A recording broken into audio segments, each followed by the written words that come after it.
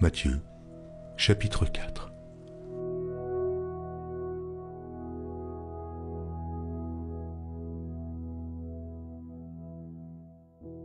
Alors Jésus fut emmené par l'Esprit dans le désert pour être tenté par le diable.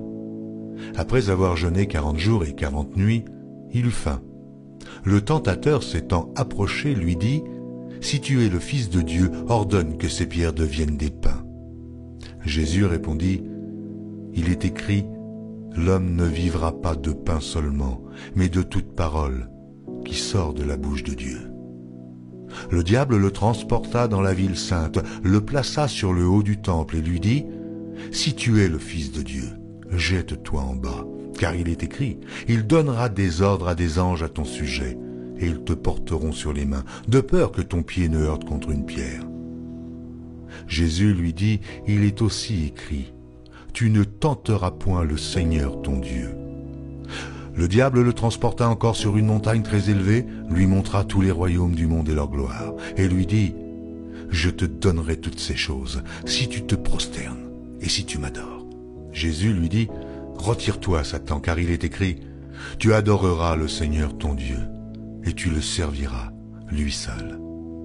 Alors le diable le laissa, et voici, des anges vinrent auprès de Jésus et le servaient.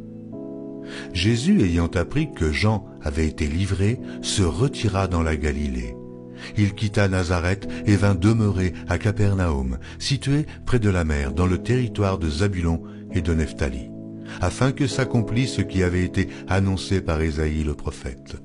Le peuple de Zabulon et de Nephtali, de la contrée voisine de la mer, du pays au-delà du Jourdain et de la Galilée des gentils, ce peuple, assis dans les ténèbres, a vu une grande lumière, et sur ceux qui étaient assis dans la région et l'ombre de la mort, la lumière s'est levée.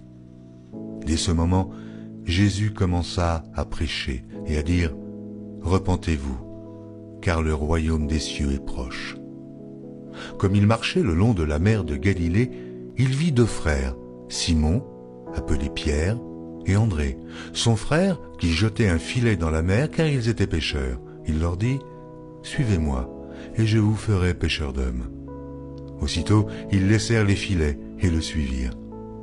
De là, étant allé plus loin, il vit deux frères, Jacques, fils de Zébédée, et Jean, son frère, qui étaient dans une barque avec Zébédée, leur père, et qui réparaient leurs filets.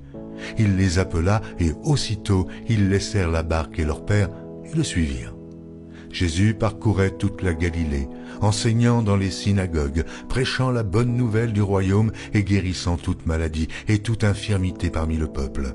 Sa renommée se répandit dans toute la Syrie et on lui amenait tous ceux qui souffraient de maladies et de douleurs de divers genres, des démoniaques, des lunatiques, des paralytiques, et il les guérissait. Une grande foule le suivit, de la Galilée, de la Décapole, de Jérusalem, de la Judée, et au-delà du Jourdain.